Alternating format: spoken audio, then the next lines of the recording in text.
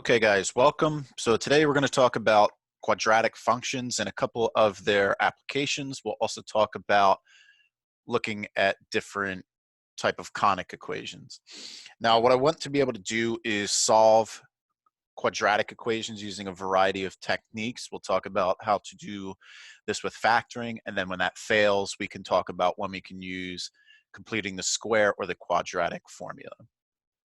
We'll also talk about different things like how we can find the vertex of a parabola, how we can find the axis of symmetry for a parabola, and some other properties. And then we'll also talk about circles, how to find their center and radius, and also how to look at ellipses and hyperbolas. Okay, so the first thing I want to talk about is the method of factoring to solve quadratics. Now, this course sort of assumes that you know how to do this as sort of a prerequisite skill, but just to refresh your memory, I want to do two examples of this just to show how this works. Now, if you have something like x squared plus bx plus c, in other words, you do not have a number in front of this x squared, right? So it has a coefficient of 1. Then the method for factoring this is not too bad. What we need to do is, of course, by write it in this form, I really just mean move everything to one side. All right, anytime you have a quadratic, most of the time, you want to move everything to one side. Okay, and then the second step is you find two numbers that multiply to your c term, your constant term, and then add to your b term, which is your coefficient of x. Once you find those two numbers, here I just call them m and n, you're going to factor as x plus m times x plus n. Oops. And then that, of course, that's going to equal 0. And then you're going to solve the equation x plus m is equal to 0, and x plus n equals to 0. So that gives you two solutions in most cases. Okay, so let's go ahead and we'll do an example of that. So in this situation, everything is already on one side, so we don't have to do any adjustments there. All right, now what I need to do in the second step, so 1 is already done. All right, now in step 2, I need to find two numbers that multiply to 15 and that add to 8. Now, of course, if you think about this long enough, two numbers that work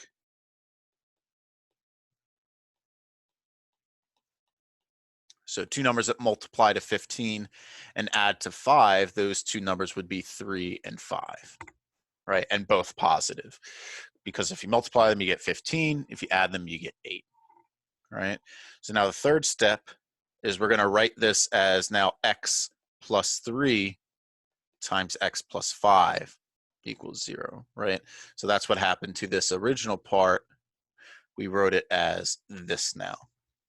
All right, you can check that if you FOIL that out, that you would get exactly what you started with. All right, and now this fourth step, basically what we have is we have that these two numbers, when I multiply them together, gives an answer of 0. But what does that really mean? That either means that the first number is 0 or the second number is 0. Right? So of course this is true when x is -3. Just move the 3 over to the other side. And this is true when x is -5. Right? So if you can get away with it, this is usually the easiest method to solve a quadratic. All right? Now, of course, we can talk about, well, what happens if this number out in front of the x squared term is not 1, right? So what if it's some other number, all right? Then it's a little bit different. Now, of course, if possible, you want to try and factor out a GCF, right? What that's going to allow you to do is that if you were able to factor out a GCF and then reduce it to the previous example, that's best case scenario. Right? Now, even if you can factor out a GCF, it's not always possible to get rid of the coefficient of x squared being something other than 1. All right. But again, the idea by write it in this form, I mean that you want to move everything to one side. All right. Now, the next step sort of starts off similarly, but with the exception of instead of finding the factors of C, you're finding the factors of A times C, right? So you're going to multiply whatever A is times C, and then you're going to look for two numbers that multiply to that A times C and add to B again. All right, I'm going to just say that this time you're going to call them M and N. Now the third step is where it gets different, right? So you're going to write your BX term as MX plus NX, right? We just found those two numbers M and N in the previous step that add to B. So this is a legal move, right? We're just rewriting BX as the sum of MX and NX, right? And I didn't change AX squared or C, all right? And then we'll do a method known as factoring by grouping. And then once we factor by grouping, we'll have an equation that we can solve that's similar to what we did before. All right, so let's go ahead and do an example. Now, again, in this case, you would try and move everything to one side if it's not already done for you. And of course, factor out a GCF, but we can't do that, right? Because I could try and take out a 2, but the middle term, this is a 15. Not, maybe you could confuse it for a 16. This should be 15. Okay, but we can't take out a GCF, so we just move on to step 2. Now, step 2 is we look at A times C, which of course in this case is 2 times negative 8, which is negative 16. All right, now what are two numbers that multiply to negative 16 and add to negative 15? Well, if we think about it long enough, we'll find that negative 16 and a positive 1 will do the trick. Okay, if we multiply them, we get negative 16. If we add them, we get negative 15. Okay, so now step 3 is the crucial step here. So I have 2x squared and minus 8 and equals 0, and I'm not doing anything with that part. I'm only changing the middle term in this step. So negative 15x, I'm going to write as minus 16x plus 1x, right? And again, this is still minus 15x. I'm just writing it in a different way, right? So I'm just changing the negative 15x to minus 16x plus 1x. Now in step 4, I'm going to factor by grouping. And what I mean by that is I'm going to write the first two terms in their own set of parentheses. I'm going to write the second two terms in their own set of parentheses. I'm going to put a plus in between and then set that equal to 0. Now, what we're going to do is we want to factor something out of this set of parentheses and something out of this set of parentheses. And the goal is that whatever is left inside each pair of parentheses is the same. So what can I take out of both of these first two terms? Well, I guess I could take out a 2 and an x, and then I'll be left with an x minus an 8. All right, now in the second set of parentheses, I can't take anything out, so I'm just going to say plus 1. All right, and then we have an x minus 8 equals 0. Well, now those things in the parentheses match, so I'm going to factor that out. I'm going to factor out x minus 8, and then what I have left is 2x plus 1, and this equals 0. All right, and then of course the last step is to solve each of these just like we did before, right? So I have x minus 8 equals 0, and 2x plus 1 is equal to 0. So in this one, I would just add 8 to both sides, and I'd get x equals 8. And in this one, I'd subtract 1, so I get 2x is equal to negative 1, and then divide by 2, so x is negative 1/2. And that's how we can factor something if that coefficient of x squared is not 1. Okay, so hopefully that's not too bad. Now, of course, those are your first options, but that's not always something that is possible, right? So what if you have something like x squared plus 6x minus 4? Now, the problem with this is if you look at your factors of -4, you could either have 4 and -1. You could have -4 and 1.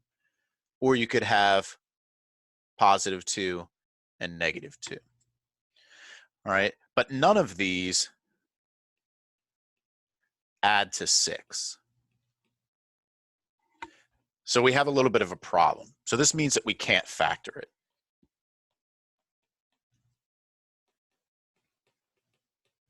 All right, but we're going to use a technique that's called completing the square. All right, and it's going to sort of revolve around this fact here. All right, so in order to complete the square, here's what we need to do. So, of course, you're going to write it. If you have something like x squared plus bx plus c equals 0, this is the one case where you would not bring everything to one side. If you decide that you're going to complete the square, what you're going to do is you're going to move your c term to the other side. All right, so you need to subtract c from both sides. Now, if you have something in front of your x squared, you would also have to divide each term by that as well. All right, so you may need to divide by a number if your x squared has a coefficient that is not 1. All right, and then here's the crucial step. You need to add b over 2 squared to both sides. All right, then what you'll have on the left side once you do that is x squared plus bx plus b over 2 squared. And then you can write that as a perfect square. You can write that as x plus b over 2 squared. All right. And then, of course, what you'll have is x plus b over 2 squared is equal to some number. And then you just take the square root of both sides and solve. All right. So let's do an example. I'm going to do the exact example that we had when we realized we couldn't factor. So this we can't factor. If you can factor it, always do that first. All right, but if you can't factor, then you need something else. All right, so let's do completing the square.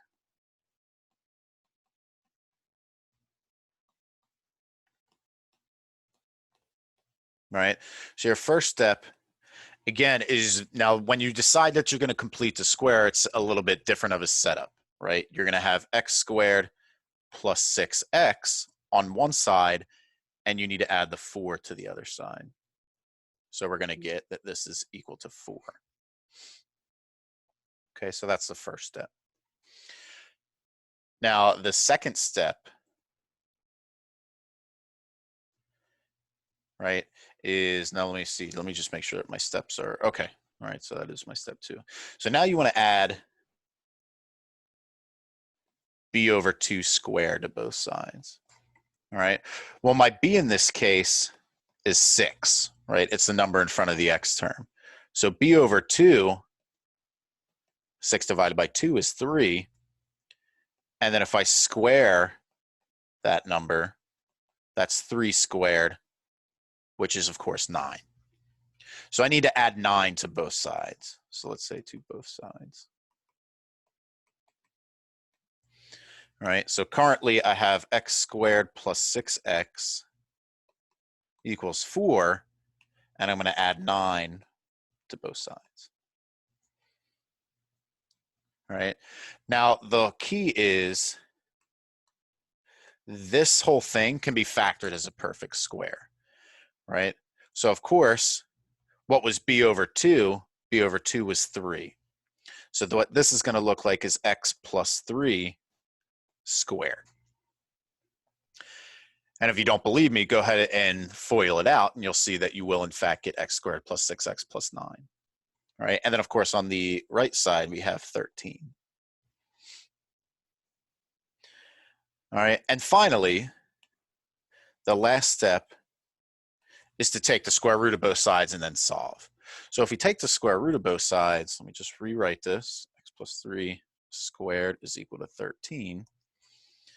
Once I take the square root of both sides, I have to be a little bit careful because on the left side, I'm going to get just x plus 3. The square root and the square undo each other. But on the right side, I get plus or minus square root of 13. All right, so when you take the square root, you just need to be careful that you pick up that plus or minus. And then last but not least, to get x by itself, we just subtract 3, and we get that x is minus 3 plus or minus square root of 13. Now you can leave this as a final answer, but if you're new to this sort of thing, I think it's helpful to see that this is really saying you have two separate answers, right? One of your answers is negative 3 plus square root of 13, and one of your answers is x equals negative 3 minus square root of 13.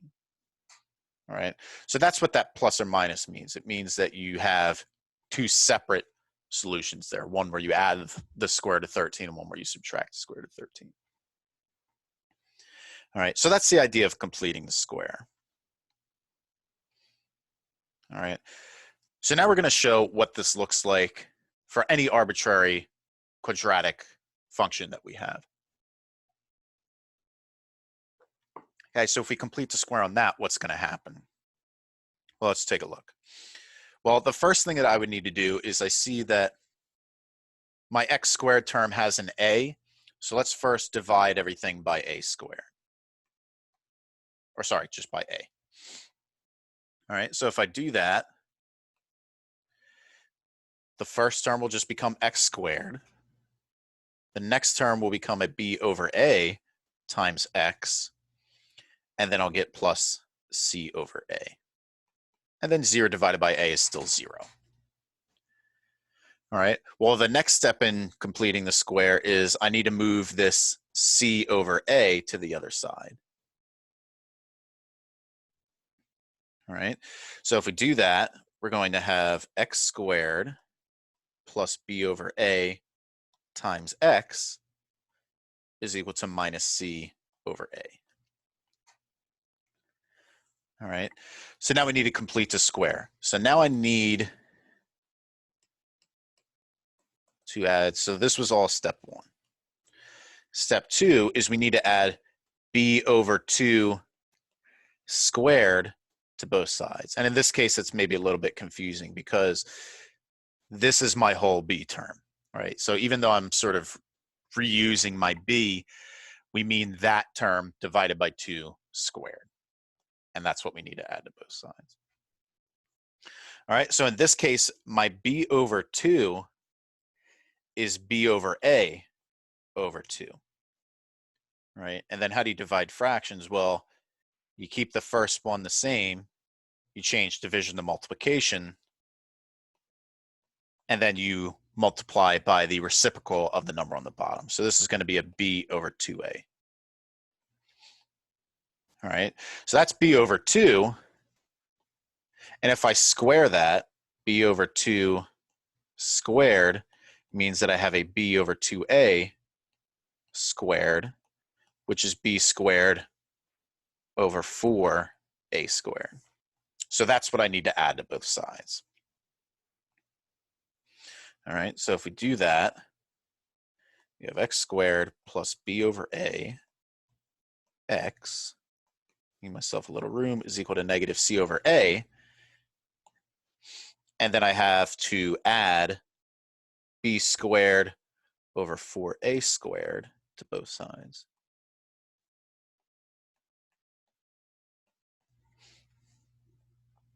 Okay. So now the next step is now we can factor this. Right? So I can factor this left side as x plus and then b over 2 squared. So this is what was my b over 2 in this case. It was b over 2a. So this is b over 2a squared. All right. And then this right side, I guess if we wanted to find a common denominator, we could multiply the top and bottom of this by 4a. And it looks like we'll get a b squared minus 4ac if I just reorder it. And then this is over a 4a squared. All right. So then my next step is I need to square root both sides. So if I, let me see, can I copy this? So let's copy. And we will paste that. Okay. So I want to take the square root of both sides. All right. Well, the left side is just going to become x plus b over 2a. And on the right side, the top is not a perfect square, so I should keep that as b squared minus 4ac. But the bottom is a perfect square, so I can take that square root. That's just going to become a 2a. All right. And then the last step is that if I subtract the b over 2a from both sides, I'm going to get x is negative b over 2a plus square root, and I should be careful here. This is plus or minus, right? So I get plus or minus square root of b squared minus 4ac over 2a, right? And if this looks familiar, that's because it should be familiar, right? This is exactly what's called the quadratic formula, right? If you combine your denominators there, what you're going to end up with is the quadratic formula. All right, so you can use completing the square to show that for any arbitrary quadratic equation, you can solve it by using the quadratic formula. All right, now if you have that your number underneath the square root here, this b squared minus 4ac, which is sometimes called the discriminant,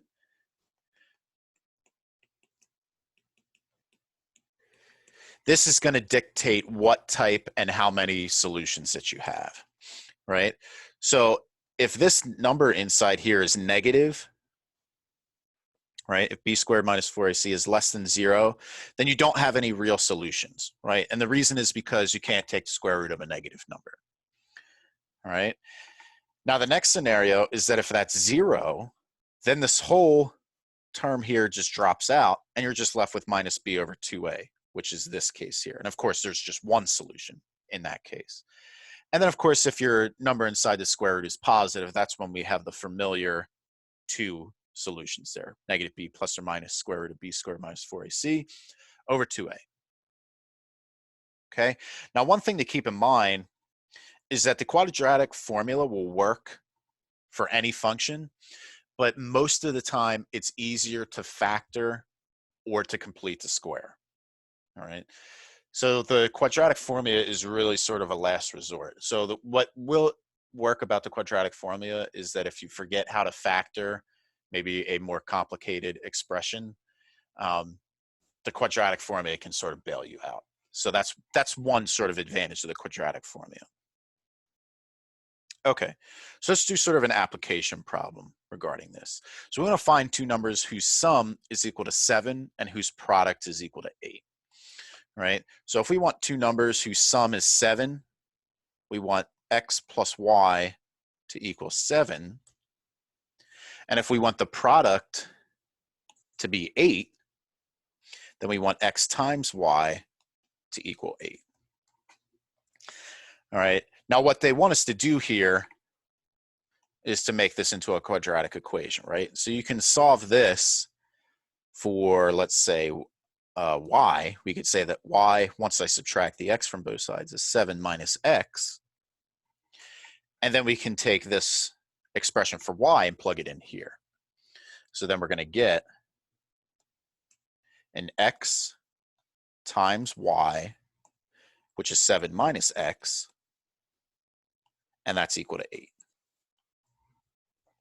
And of course, if we FOIL this out, we're going to get a 7x minus x squared is equal to 8. All right. So of course, we see that we have a quadratic. So let's first try to factor.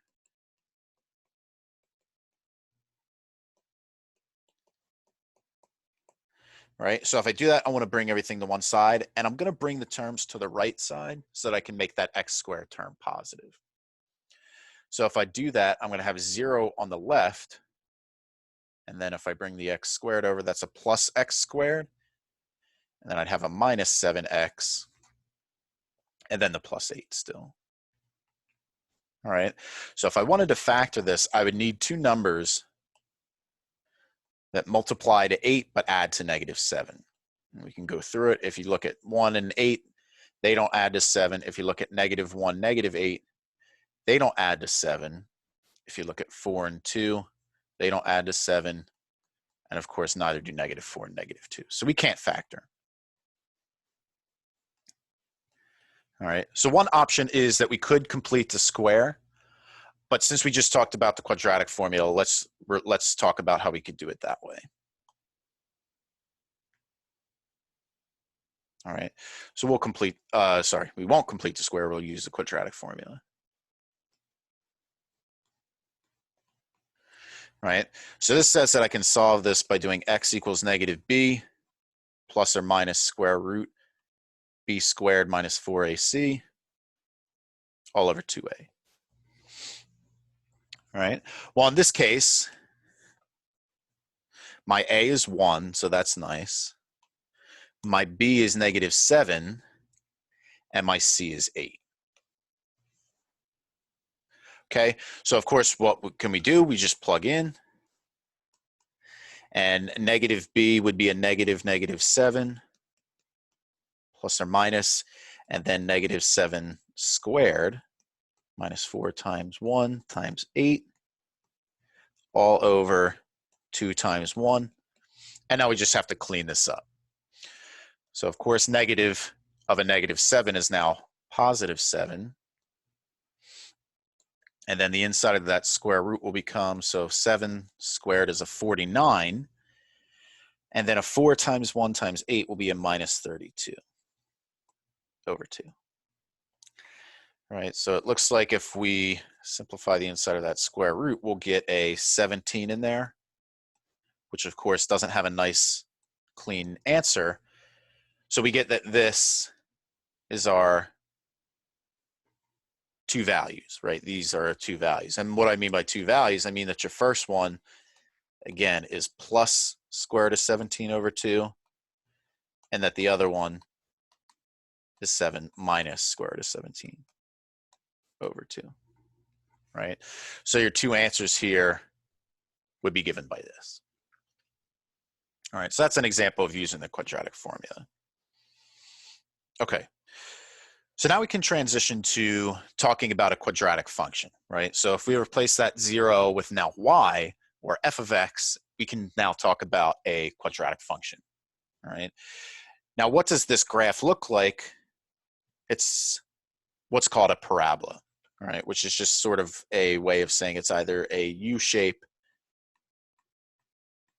or upside down U shape.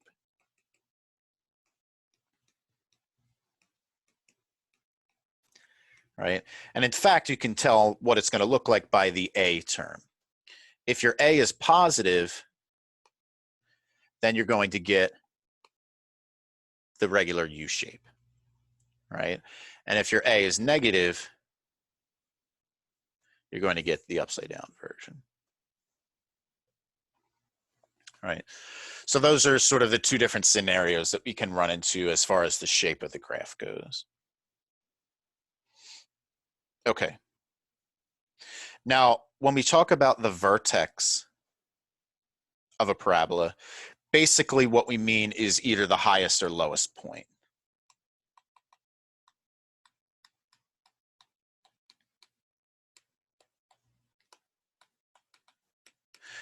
Okay, so if you look at our original drawings that we just had, for example, this vertex would be here.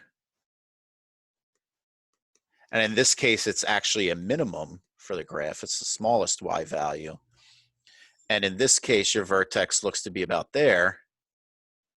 And in this case, your vertex is a maximum. So those are the two different possibilities as far as a vertex goes for your parabola. Now the question then becomes, well, where do we find that vertex? Well, to find the vertex, it's located at the coordinate. Your x coordinate is -b over 2a, and your y coordinate is just whatever you get when you plug that value back into your quadratic. All right, and we'll do a couple of examples of that. One additional comment about this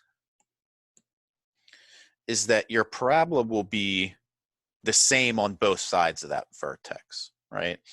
So what we also will frequently do is we'll say what the axis of symmetry is, all right? And that's just the vertical line given by x equals to wherever your x coordinate of your vertex is. Okay, so all that you would need to do that is say x equals negative b over 2a, which again is the x coordinate of your vertex. And that just means that if you draw a vertical line here or a vertical line here, the graph should look the same on both sides of that line. All right, so that's what we mean by an axis of symmetry. Okay, so let's take a look at this. So we're given the quadratic function x squared plus 6x plus 11, and we want to know in part A for what value of f does for what value of x, sorry, does f attain its minimum value, right? Well, that is just if it's a minimum value. Again, we see that a is positive here, right? A is just 1. So we know that our graph is going to look something like this, and we can see that our vertex is going to be the minimum. So this problem is really just asking us to find the vertex. Now, part A is finding the x coordinate, which is given by x equals negative b over 2a.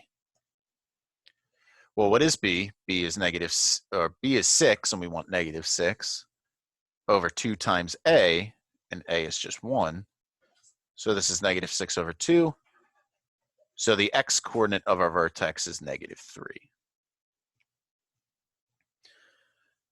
Okay, now in part B, we want to know what is the minimum value. So that's just finding the y coordinate of the vertex.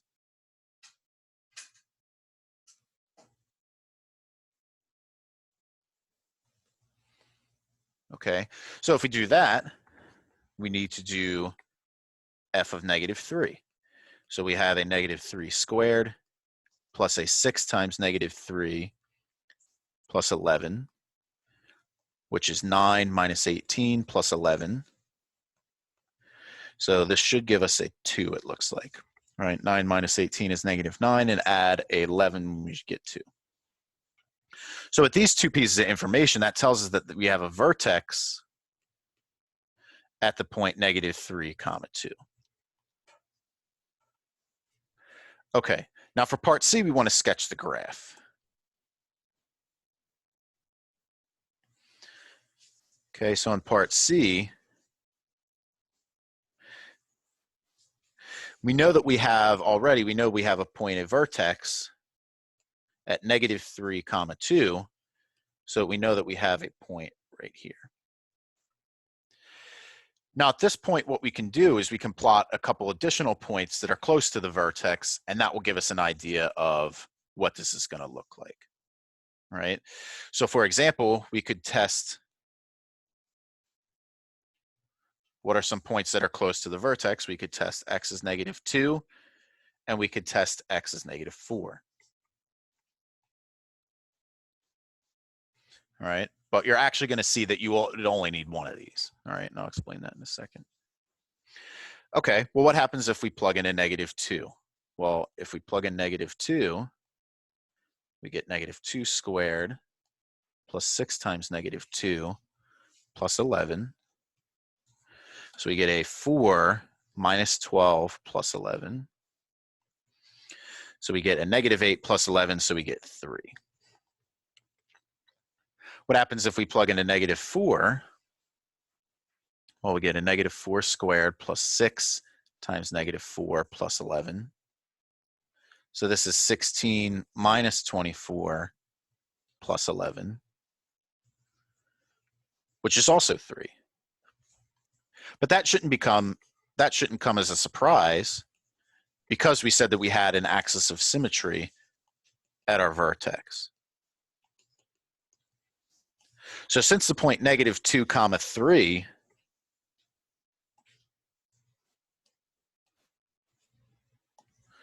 is a point on the graph, negative 2 comma 3 would be right here. Of course, the point negative 4 comma 3 is going to be a point on the graph, because it should look the same on both sides of the graph. Okay, so what we can really do is we can test one more point, and that will give us 2. So let's plug in -1. If we plug in -1, we have f of -1 is -1 squared plus 6 times -1 plus 11. So we get a 1 minus 6 plus 11. So this will become a -5 plus 11, so we'll get a 6. So of course this tells us that we have 2 points, right? So at -1 we have 6, and also at -5 we'll have a 6, since it again has to be symmetric on both sides. All right. Let me check my math real quick on the previous one because it doesn't look right. So we get a -8. I guess that's right. Okay. Oh, wait a minute. Is my vertex is wrong? I see. So the vertex is at +2, so it's at -3, +2. So it really should be here. Okay, that's better. Okay, but now we have that our parabola looks something like that. All right, and really we only needed to plot 2 more points other than the vertex, so that's not too terrible. All right, and I believe part D, they just wanted the vertex, but we already found that. That was -2. Sorry, -3, 2. Okay, so that's graphing our parabola there. So now, one advantage of a parabola is that once you find the vertex, you can also write it in this form. Or you could complete the square and write it in this form as well. But usually I would prefer just to work with the original one, and then you can sort of mess with it and then write it in this form. Now, the nice thing about having it in this form is that the vertex can be picked out right away from the form, right? So that's one nice advantage of having it in this form. Now, I won't really require that you know this form all too well, but the idea is that if you see it in that form, that is one advantage of that form. Okay, so for example, here in part A, we're doing the same thing, except we want to find the maximum. So again, the maximum will in this case occur at the vertex, so it's -b over 2a. So we get a -12 over 2 times -3, so -12 over -6. So this is a +2. And then in part B, the maximum value would be plug in 2. So you get a -3 times 2 squared plus 12 times 2 minus 8. So we get so -3 times 4 be a -12, and then we get a plus 24 minus an 8. So it looks like we'll get a 4. So with these 2 pieces of information, we can say that the vertex is at 2, 4. Okay, so then in part C, we want to sketch the graph.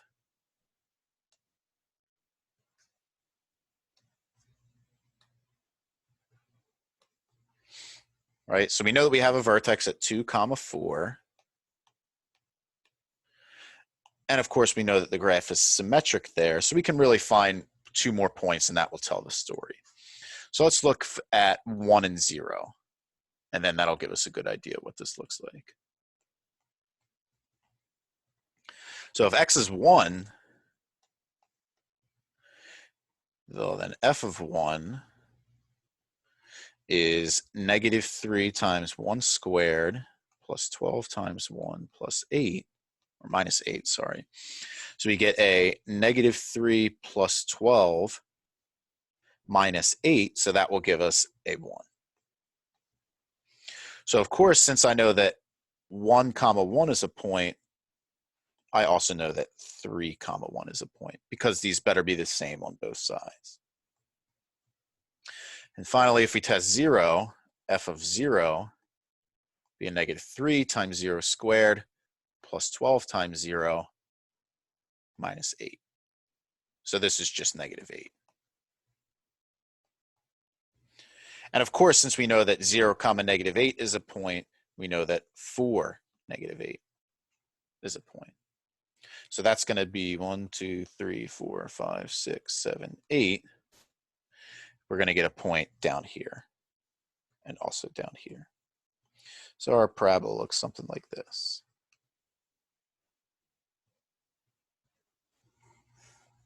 All right, so that's the idea behind these quadratics. All right, now I think I'm going to break this up into another video, but I'm going to include this last sort of concept here. All right, so if you want to find the distance between 2 points, we can use this formula, the distance formula, to find that. Right, and this will of course be another application of some quadratics. So to find the distance between 2 points, so I need to find the difference of my x coordinates. So in this case, 5 minus 2 squared.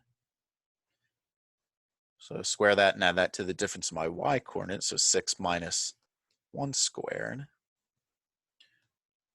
So 5 minus 2 is a 3 squared. 6 minus 1 is a 5 squared. So this will be a 9 plus 25. So we get a square root of 34. All right, so that's the distance between those 2 points, would be square root of 34. And sometimes you can simplify this square root, but in this case, it doesn't look like we were able to do that. All right, so that's just repeating the distance formula again. And then let's do one more, and then I'll separate the rest of the section into a separate video. Okay, so now again, the distance between these 2 points is the difference of my x value, so 3 minus a -4, so be careful with your parentheses, plus a 1 minus a -99 squared.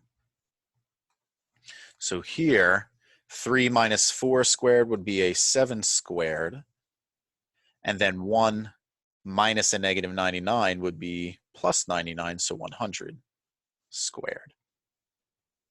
Well, 7 squared is 49, and 100 squared is add 2 more zeros to 100,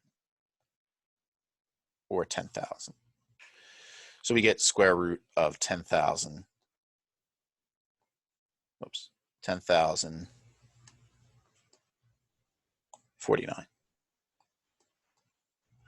Right, and I'm not sure if that works out clean. Let me check here. So if we take the square root of 10,049, no, it doesn't work out clean. So we get that this is roughly like 100.245 or so. All right, but that concludes the first video for this section.